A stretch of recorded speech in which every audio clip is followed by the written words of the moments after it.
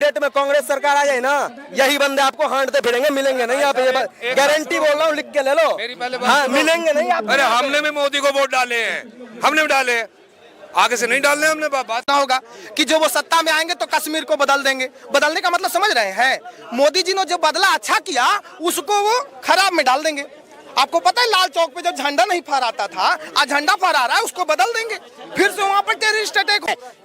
10 साल का life pension बचा हुआ राहुल गांधी का, उसका शादी करवा तो अच्छा होगा, नहीं तो उसका वंश भी डूबने वाला है। कि ये भारत सनातनी भूमि है, सनातन की मिट्टी है, सनातन की आजादी और सुगंध के साथ जीती है। सनातन धर्म का मतलब है सिख, जैन, बौद्ध, आर्य, इनकी संस्कृति, इनकी शिक्षा, इनकी व्यवस्था नहीं तुम्हारे पास 70 सालों में। तुम यूरोप की अरब की संस्कृति भारत में प्लांट करके चाहते हो कि भारत का विकास होगा।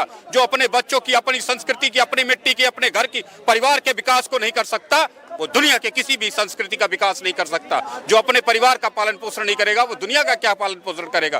कांग्रेसियों को कह दो अभी भी वक्त है, समझ जाए, वरना कुचल करके भारतीय रख देंगे। उनकी अभी राजनीति बहुत दिनों तक चलने वाली नहीं। कांग्रेसियों के पास दानों को रखने के लिए तिरपाल तक नहीं थी, खुले आसमान में रख के सड़ाते थे। वो दाना आज गांव-गांव, घर-घर लोगों तक पहुंच रहा है, तो किस बात की पीड़ा हो रही। अगर यही औकात थी तुम्हारी तो पहले गोदाम बना करके दानों को सुरक्षित रखने की व्यवस्था कर लिए होते। हम दाना खरीद करके भी अगर खुले आसमान में सड़ा करके ना चील खाए, ना कौवा खाए, ना आदमी खाए, ना जानवर खाए, ये स्थिति उत्पन्न करने से बेहतर आज है कि हम उसको गांव के गरीब अमीर सब तक वापस पहुंचा दे रहे हैं। आप ही का पैसा, आप ही का देश है, आप ही का पैदा किया हुआ दाना है, अगर आप तक पहुंच रहा है तो क्या आपत्ति होनी चाहिए।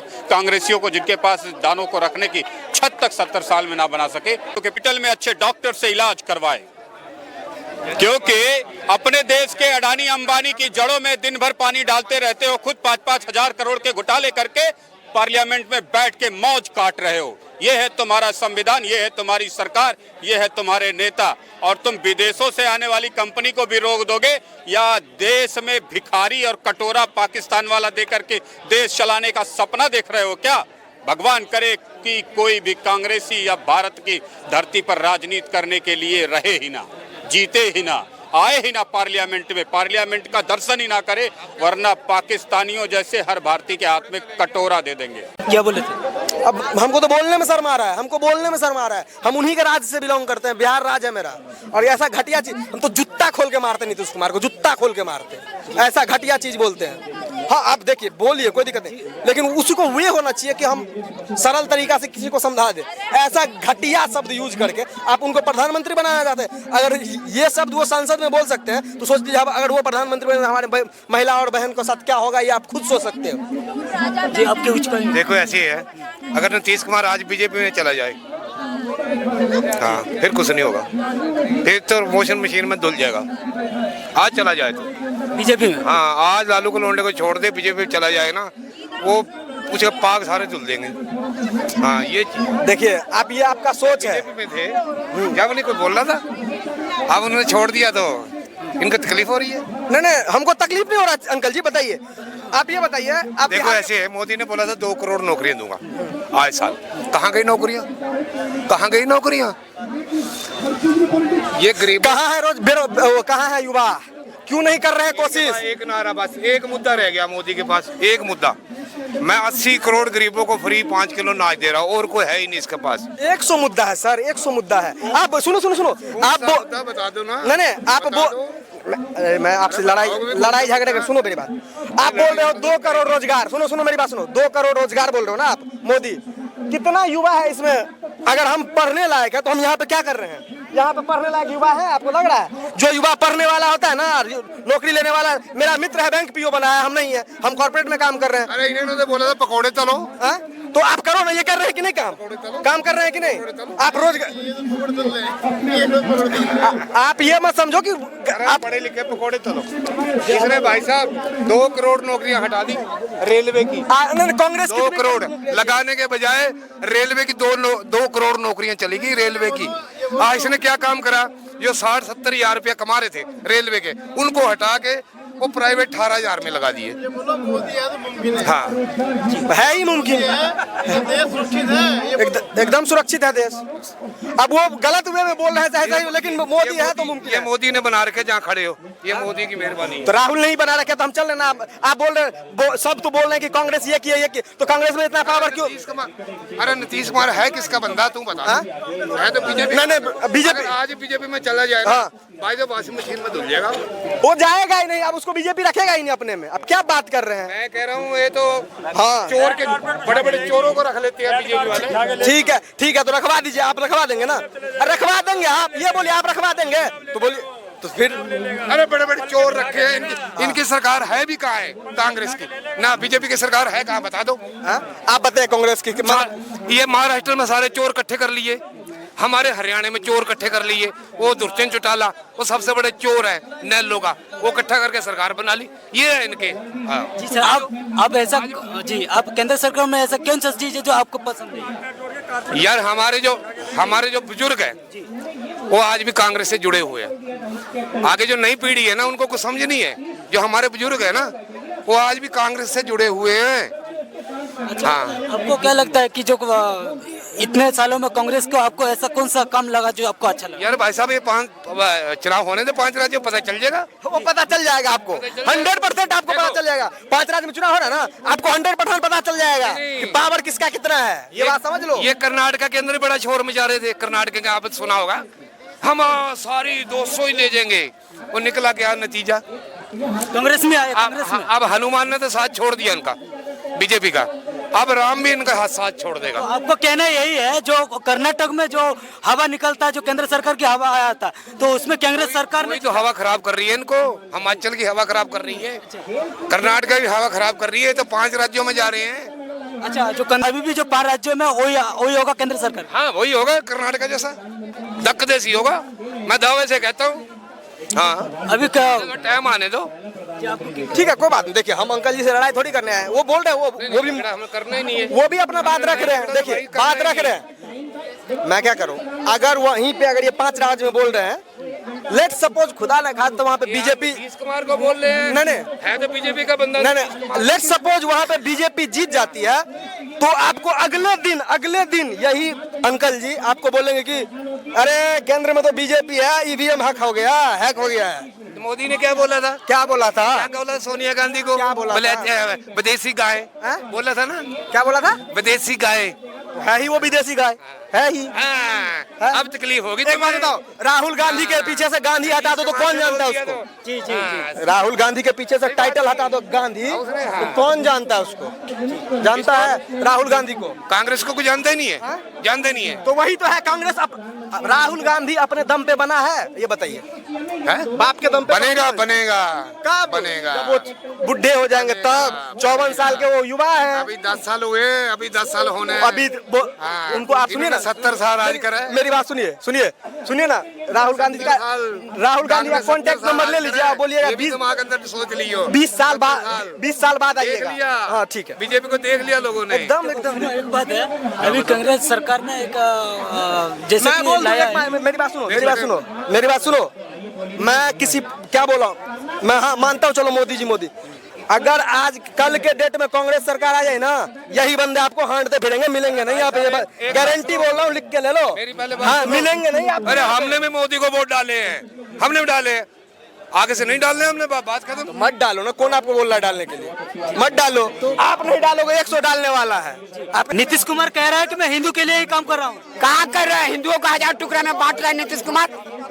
हम लोग में नफरत फैला रहा है। अलग रोड बनाना पड़ेगा, अलग स्कूल बनाना पड़ेगा, अलग अलग जाति का। ये कौन कर रहा है? नफरत नीतीश कुमार कर रहा है। और नीतीश कुमार इसको भोगना पड़ेगा। नीतीश कुमार को। मैं भी बिहार से सासाराम जिला का, रोहतास जिला का बड़की खराड़ी गांव का रहना हूँ। मेरा गुड्डू पांडे नाम है। मैं भी मोदी का हूँ, मोदी जी के साथ चलता हूँ, क्योंकि मोदी जी धर्म के साथ चलते हैं। अधर्म का कभी देश का विनाश नहीं कर सकते हैं मोदी जी। लेकिन नीतीश कुमार तो कह रहा है कि 2024 में तो हम ही आएंगे। कैसे आएंगे? ये दिन का नीतीश कुमार का पॉलिटिक्स खत्म है, करियर ही खत्म हो जाएगा। हम नीतीश कुमार कुछ नहीं कर पाएंगे, क्योंकि हम लोग को जातीय धर्म के आधार पर बांटना चाहता है, बिहारियों को हजारों टुकड़ा में करना चाहता है नीतीश कुमार। ये अंग्रेजों का फूट डालो नीति वाला ये नीतीश कुमार नीति अपना रहा है, ये कभी सक्सेस नहीं होगा। लेकिन अभी तो विपक्ष पार्टी ने उनको कह रहे हैं कि वो आने वाले समय में उनको भी प्रधानमंत्री बनाने के लिए किया है। ये विपक्ष का तो बोलेगा ही, लेकिन ये विपक्ष भी एकदम खत्म है। विपक्ष में सब भ्रष्टाचारी लोग हैं, कभी भी ये सक्सेस नहीं होगा। कभी राहुल गांधी ना प्रधानमंत्री ना नीतीश कुमार बन सकते हैं, ना अखिलेश यादव बनेंगे। ये लोग 70 सालों में यही कांग्रेस था जो कि राम मंदिर नहीं बनने दिया, यही कांग्रेस ये लोग है। ये बोलता है पंडित जवाहरलाल नेहरू को, मैं पंडित जवाहरलाल नेहरू। ये दिल्ली में क्या बनाया है जाकर देख लीजिए, बाबर रोड बनाया, अकबर रोड बनाया, ये नेहरू का देन है। दिल्ली में अभी भी सर्वे करके आप देख सकते हैं। ये बोलता है कश्मीरी ब्राह्मण है, ये कैसा कश्मीरी ब्राह्मण है? वो बोलता है कश्मीरी ब्राह्मण है राहुल गांधी, कैसा कश्मीरी ब्राह्मण है? आधा कश्मीरियों को मार दिया गया, आधा कश्मीरियों को मुसलमान बना दिया, ये कैसा कश्मीरी ब्राह्मण है? आई अब्दुल्ला आज बोल रहा है कि मैं भी पहले का सरस्वती ब्राह्मण हूँ। ये मोदी जी के चलते परिवर्तन हो रहा है देश में। ये गुलाम नबी आजाद बोलते हैं कि 10-15 के संख्या में मुस्लिम आया था, हम लोग का परिवर्तन किया गया है। ये नेता कश्मीर का कभी झूठ नहीं बोल सकते हैं, ये सही बात है। लेकिन अभी कांग्रेस पार्टी कह रहा है कि हम जब सत्ता में आएंगे ना तो कश्मीर को बदल देंगे। अरे अब इस सत्ता से हमेशा के लिए खत्म है। 10 साल का लाइफ पेंशन बचा हुआ है राहुल गांधी का, उसका शादी करवा तो अच्छा होगा, नहीं तो उसका वंश भी डूबने वाला है। छोटे छोटे लोगों के लिए इतना बेनिफिट दिया है मोदी जी ने कि मुझे लगता है कि इस बार भी लगता है कि 110% आ रहे हैं। लेकिन तो यह विपक्ष पार्टी ये भी कह रहा है कि ये जो भी चीज कर रहा है ये सब उद्योगपति को फायदा पहुंचा रहे हैं। विपक्ष का काम है, वो रोज रोज सुबह उठता है अडानी अडानी अडानी। अगर एक प्रूफ है तो दे दे। आपको पता होगा कि जब लालू जी सरकार में थे बिहार में, तब उसी समय जेल गए थे क्योंकि प्रूफ मिला था। आप बोल दीजिए अगर कि सुशील मोदी चोर है, आप बोल दीजिएगा नरेंद्र मोदी चोर है, तो भैया दिखाना पड़ेगा ना आपको। अब प्रूफ है नहीं, सुबह उठते हैं अडानी को जोड़ देते हैं, अंबानी को जोड़ देते हैं, किसी को भी जोड़ सकते हैं। तो विपक्ष का काम ही है जोड़ना, लेकिन ऐसी कोई बात नहीं है। काम बहुत अच्छा हो रहा है और हम लोग देख भी रहे हैं। आज आपको देख रहे हैं आप कि इतना शांति माहौल है, जितना टेररिस्ट अटैक होता था आज बहुत कम, ना के बराबर हुआ है। समझ गए? 14 के बाद, तो 14 के बाद बहुत बढ़िया काम हुआ है प्रधानमंत्री जी का। लेकिन अभी कृषि कानून को लेके भी अभी किया गया था, जैसे कि धरना देते 1 साल कृषि कानून को बोले थे, तो उनको फायदा पहुंचाने के लिए प्राइम मिनिस्टर ने किया था। लेकिन वो जो फायदा पहुंचाने के बजाय वो कृषि कानून को लेकर कुछ किया नहीं, तो उनको कहना है। देखिए, कृषि कानून के लिए जो बैठक हुआ था उसमें जहां तक मैटर है कि अगर कोई मैटर गलत है या सही है तो उस पर बैठक में अगर गलत डिसीजन हुआ तो उन्होंने बाद में कहा कि मैं इसे वापस लेता हूं। तो मान लीजिए मैंने कोई योजना रखा, अगर पब्लिक को अच्छा नहीं लगा या मान लीजिए उनके कुछ लोगों के द्वारा गलत भ्रम फैलाया गया, तो उन्होंने कहा कि चलो ठीक है मैं वापस लेता हूँ, इस पर मैं विचार करूंगा। तो अभी वो विचार चलेगा, समझ गए? आने वाले समय में वो लागू होगा। लेकिन ये तो जुमला करके ये तो गुमराहने की देश को और कृषि कानून को तो गुमराहने की कोशिश किया है केंद्र सरकार ने। नहीं, कोई गुमराह करने का काम नहीं किया। आप इतने लोगों से पूछ सकते हैं, अब इतने लोग अगर गुमराह हैं, जैसे दिल्ली में देख लीजिए आप, केंद्र सरकार 7 की 7 सीट ली है, और आप केजरीवाल जी को देख लीजिए, उन्होंने भी अच्छा सीट लिया विधानसभा इलेक्शन में। अब कहेंगे कि दिल्ली की जनता मूर्ख है, तो वो पागल है। दिल्ली में या तो केजरीवाल जी को दिया वोट तब मूर्ख है, या फिर बीजेपी को दिया वोट केंद्र में तब मूर्ख है। तो ऐसी कोई बात नहीं है। कभी कभी जब आज आप बोले कि अडानी को, अंबानी को, कभी कभी वो हारने के बाद ना ईवीएम को दोष दे देते, तो वो बैड स्टूडेंट की तरह है, जो जाते हैं एग्जाम में जब फेल हो जाते हैं तो कहते हैं कि पढ़ाया ही नहीं गया था, सब चोरी करके पास हो गया उधर, हम तो चोरी किए नहीं।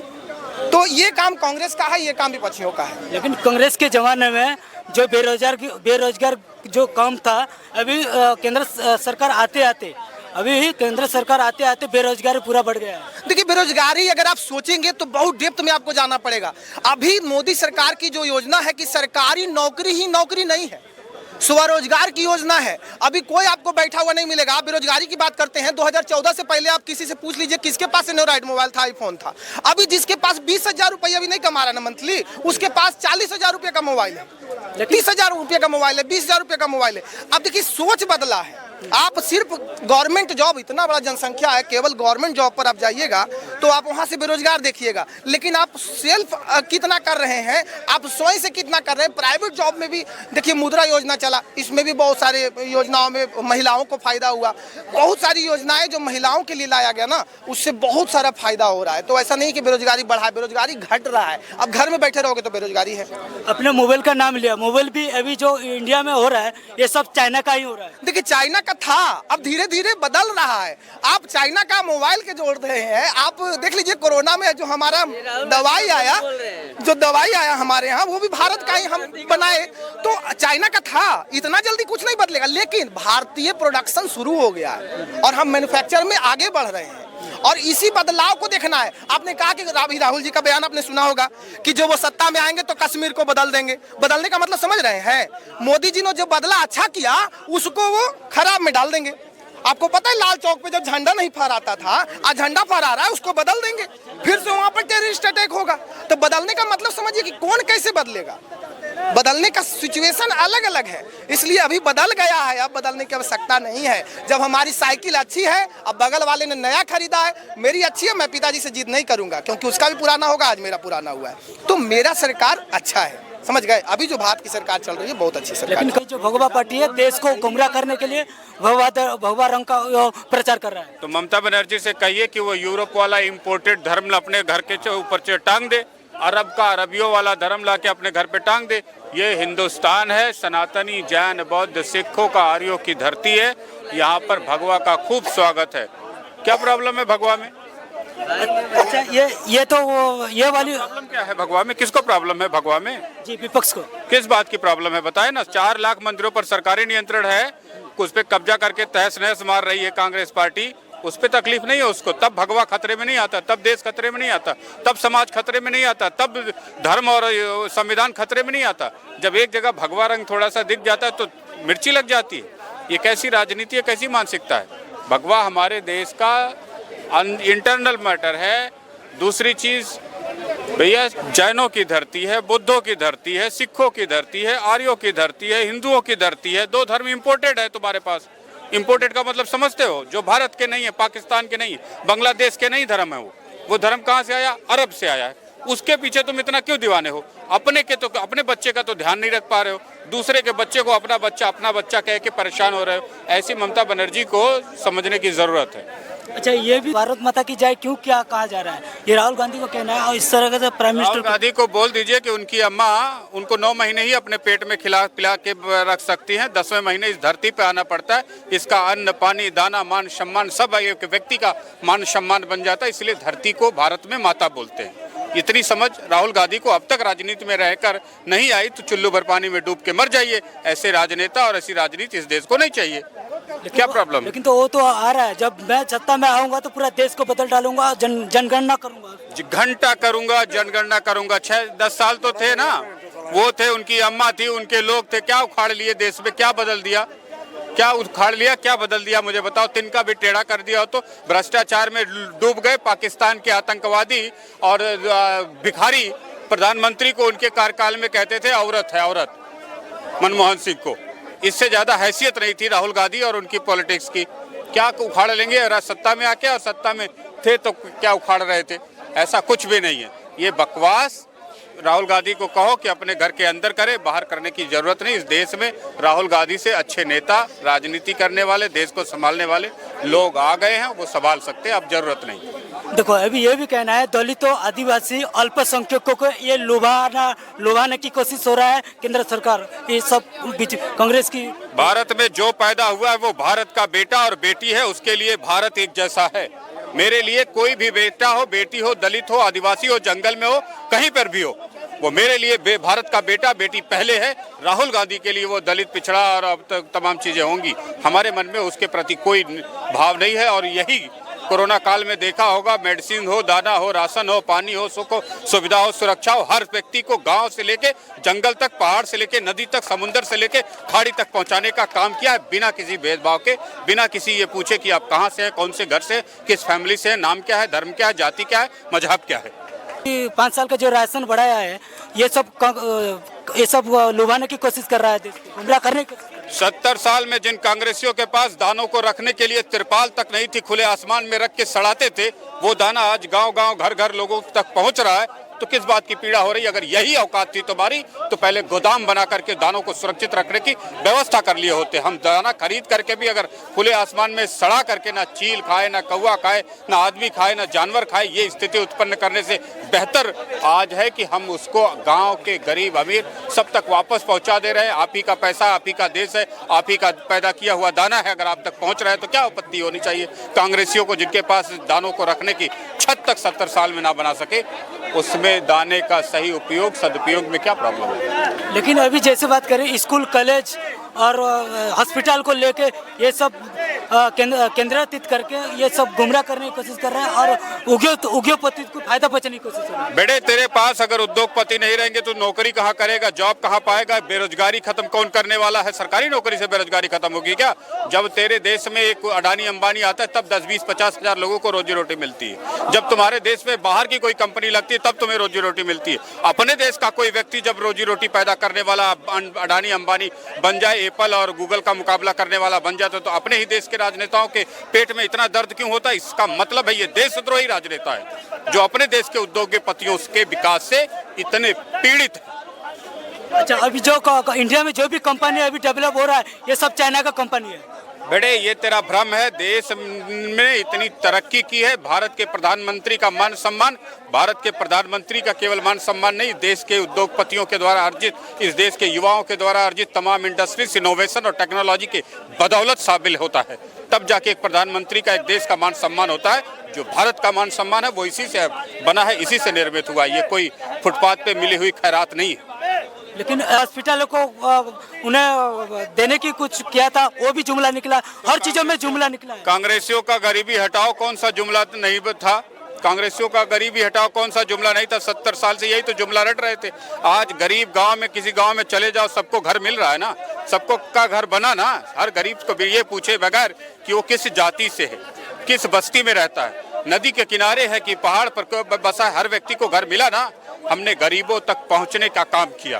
तुम सिर्फ गरीबी का नारा से पहुंच रहे थे लोगों तक, गरीबों तक तुम कभी ना पहुंचे। अगर पहुंचे होते तो आज ये दुर्दशा देश को देखने की जरूरत नहीं पड़ती। देश दुनिया के सबसे ताकतवर राष्ट्रों में शुमार एक भारत होता, लेकिन नहीं हो पाया अब तक। तो इसका कारण है कि 70 साल की वो सरकारें जिन्होंने सिर्फ गरीबी का नारा दिया और गरीबों तक पहुंचने की ईमानदार कभी कोशिश नहीं की। और ये अंग्रेजी स्कूल को मिटाने की केंद्र सरकार कर रहे हैं, क्योंकि स्कूल जितना भी स्कूल है पूरा 1 करोड़ देशवासियों को हम पढ़ाएंगे, गरीबों लोगों को इंग्लिश मीडियम में पढ़ाने की करेंगे। ये कांग्रेस के कांग्रेस के पिट्ठुओं और चट्टुओं से कह दो कि ये भारत सनातनी भूमि है, सनातन की मिट्टी है, सनातन की आजादी और सुगंध के साथ जीती है। सनातन धर्म का मतलब है सिख, जैन, बौद्ध, आर्य, इनकी संस्कृति, इनकी शिक्षा, इनकी व्यवस्था नहीं तुम्हारे पास 70 सालों में।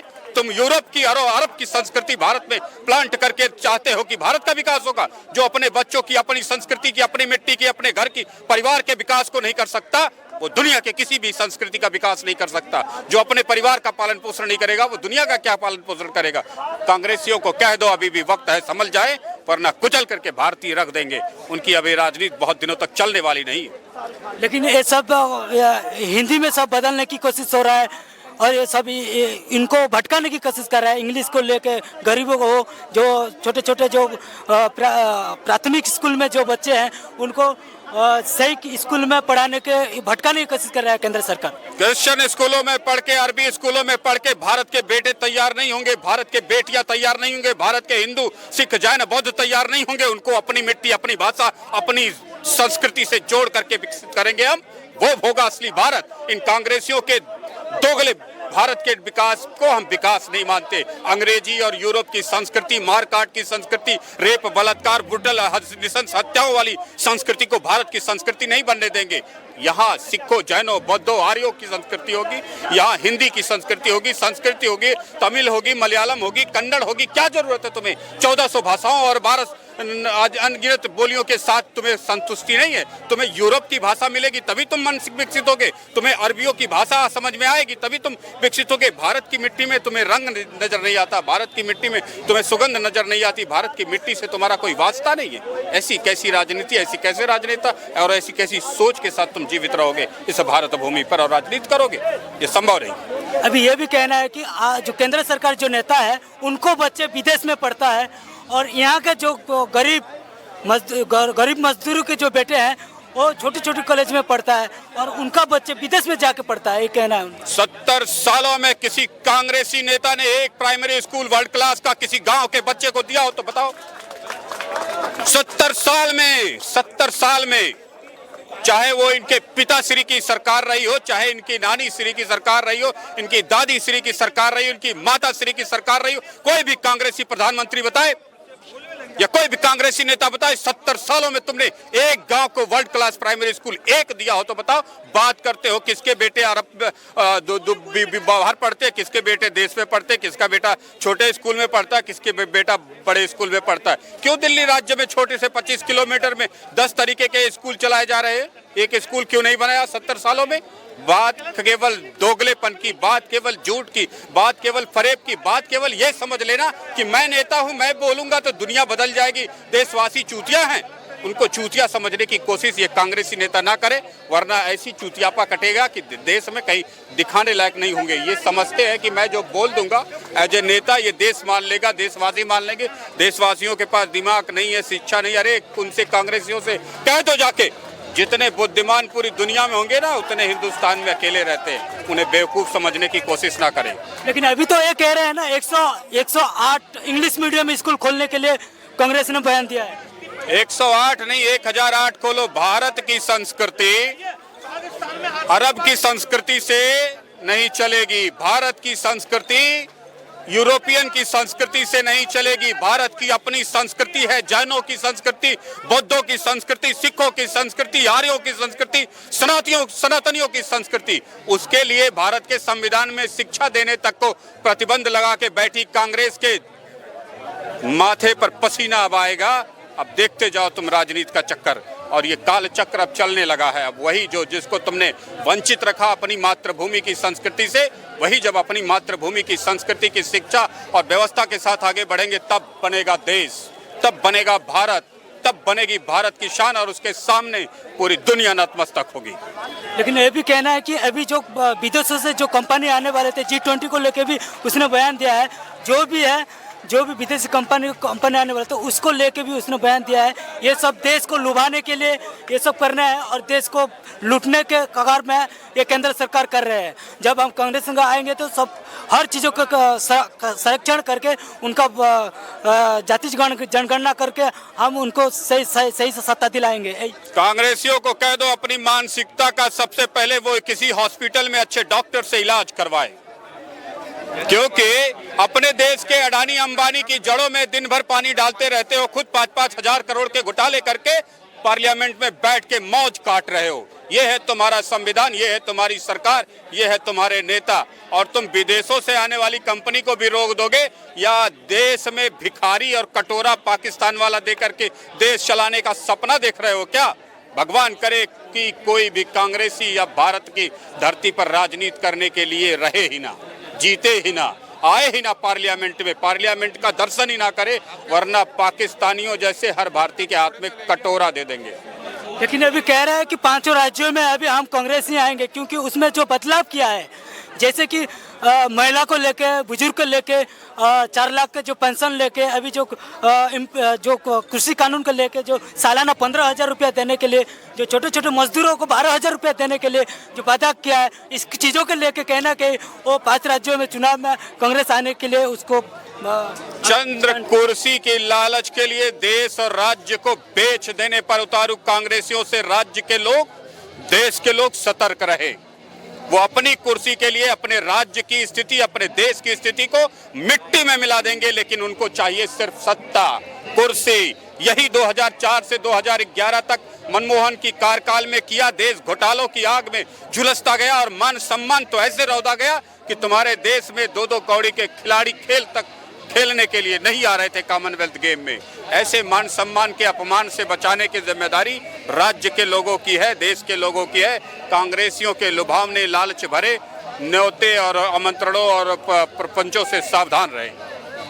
कांग्रेस राज किया तो उस जगह में कोई ना कोई इतना हर चीज को देख लो आप, पूरे जो भी काम हुआ है 70 साल से ये सब कांग्रेस के ही तो काम है। 70 साल में जब कांग्रेस का देन था तो 1 करोड़ रुपए में एक हॉस्पिटल का बेड बनता था। तुम्हें सच पता नहीं है? 1 करोड़ रुपए में हॉस्पिटल में एक बेड बनता था और 25 से 14 लाख रुपए में 12 लाख में 1 BHK फ्लैट मिलता था उसी टाइम पे। तुम सोचो भ्रष्टाचार का क्या लेवल था। 1 करोड़ में 95 लाख रुपीस लूटे जा रहे थे। तब कांग्रेस को सत्ता से बेदखल किया इस देश ने। कहाँ कौन सी गलतफहमी में जी रहे हो? इसीलिए जब उनका भ्रष्टाचार खत्म हुआ है तो देश दुगनी चरगुनी गति से डेवलप होने लगा है, तब जाके डेवलपमेंट आई है। अच्छा, ये जो केंद्र सरकार जब आए थे 2014 से जो अभी 10 साल होने वाला है, तो उसी चीज को लेके ये पूरा देश को लुभाने की कोशिश हो रहा है। 2014 से 2023 तक का सफर अगर तुमने अपने घर तक किया हो, किसी रोड से, किसी रेलवे से, किसी मेट्रो से, किसी बस से, तो इसका साफ और स्पष्ट नजारा देख सकते हो। Highways one of the best development in India, railways on time, airports difficult से डिफिकल्ट टेरेन में भी अच्छे से अच्छे रोड का निर्माण कर रहे हैं। आज उत्तराखंड चले जाओ, हिमाचल प्रदेश चले जाओ, जम्मू कश्मीर चले जाओ, पंजाब चले जाओ, राजस्थान चले जाओ, नॉर्थ ईस्ट चले जाओ, बंगाल चले जाओ, उड़ीसा, बेंगलोर, कन्याकुमारी तक चले जाओ, मुंबई, महाराष्ट्र, चेन्नई, गुजरात, तमिलनाडु, तेलंगाना, कहीं पर भी चले जाओ, वर्ल्ड क्लास की इंफ्रास्ट्रक्चर तुम्हें मिलेगी। वर्ल्ड रेलवे में भी सुधार है, एयरपोर्ट में भी सुधार है, रोजगार में, इंडस्ट्रियल कारोबार में, बैंकिंग लोन्स में भी सुधार आया है। प्रॉब्लम कहाँ पर है? मानसिकता अपनी छोड़ो, राष्ट्र के निर्माण के विकसित स्वरूप को पहचानो। और कांग्रेस तो सिर्फ सत्ता के लिए, सत्ता में तुम्हें लॉलीपॉप 2 दिन के लिए दे करके कोई सत्ता में आ सकता है, लेकिन वो बढ़िया ईमानदारी से roads, highways, railways, metros, hospitals, दवाई, दारू स्कीम्स नहीं ला सकती। यही कांग्रेस थी जब 1 करोड़ में 95 लाख रुपए खाती थी, तब इस देश ने उसको बदल करके मोदी सरकार को लाया, तब यहाँ पे केजरीवाल आया है। ऐसे नहीं बदलाव आए। लेकिन जब कांग्रेस सरकार को, आप विपक्ष भी ये कहना है, कांग्रेस सरकार का कहना है कि अभी जो काले धन आने वाला था, 15 लाख के आने वाला था, अलग अलग चीज़ों को, जो काले धन को नोटबंदी के सिचुएशन में इस चीज़ों को लुभाने के लिए जो केंद्र सरकार ने किया था, लेकिन ये सब पर्दाफाश हो गया, ये सब झूठी था। अगर 1 रुपया तो आए हमारे पास और तुझसे आसपास न हिले तो क्या होगा बताओ? तुम्हारे पास पैसा ना आए तो क्या होगा? तुम भूखे मर जाओगे। लेकिन 1 रुपया, 10 रुपया रोज तुम्हारे जेब में आए और तुम्हारी जेब से निकल जाए तो तुम उससे खाना खा सकते हो और फिर वापस सो सकते हो, फिर खा सकते हो, रो सकते हो, खा सकते हो, जी सकते हो। लेकिन रुपया अगर कहीं रुक जाए तो वो काल बन जाता है, मौत बन जाता है, भिखारीपन का कारण बन जाता है, आधे समाज को भूखे सोने के लिए मजबूर करता है। जब ये रुपया सबके हाथों में 10-10 रुपया घूमने लगता है तब इकॉनमी चलती है, सुख संपदा बढ़ती है, सम्मान बढ़ता है। जब तुम्हारे घर रिश्तेदार आते हैं तो पैसा खर्च कर देते हो, दूसरे दिन कमा लेते हो, फिर खर्च करते हो, फिर कमा लेते हो। अगर ये पैसा तुम्हारे पास आएगा ही नहीं तो तुम बेटा भीख मांगने के लिए मजबूर हो जाओगे, गरीब बन जाओगे, रोने लगोगे, अपने जीवन पे तुम्हें तरस आएगा। तो ये मूवमेंट ऑफ द मनी सबसे बेस्ट खुशी है। ये रुक जाएगी तो तुम्हारी जिंदगी रुक जाएगी। उसको करने का काम मोदी सरकार ने किया है, जिसका परिवर्तन तुम जीएसटी के रूप में देखते हो। जब हम पैसे का एक्सचेंज करते हैं तो जीएसटी जनरेट होती है और जीएसटी बढ़ रही है, इसका मतलब पैसे का लेन देन ज़्यादा हो रहा है, ट्रांसमिशन ज़्यादा हो रहा है, जिससे लोगों के घर में खुशी आ रही है। और वो खुशी तभी आ सकती है जब तुम्हारे पास पैसा नहीं हो। तो क्या करोगे तुम? चाय पी सकते हो क्या?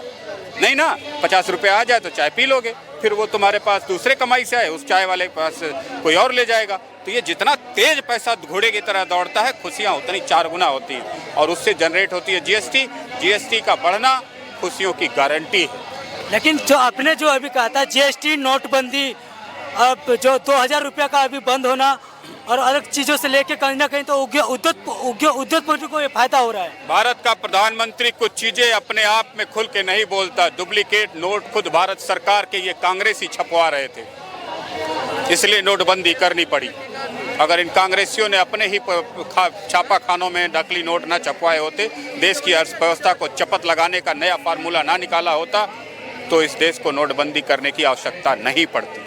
राष्ट्र को बचाने के लिए नोटबंदी की गई, राष्ट्र को बर्बाद करने के लिए नहीं। और बर्बाद हुए चोर डकैत लुटेरे जो भारत को लूट रहे थे और भारतवासियों को कंगाल बना रहे थे। तो ये क्या लगता है कि कहीं ना कहीं 2024 का चुनाव आने वाला है 5 राज्यों में, आपको क्या लगता है कि किसका सरकार आएगी? सरकार, लोकल सरकार, बहुत कुछ पे डिपेंड करता है।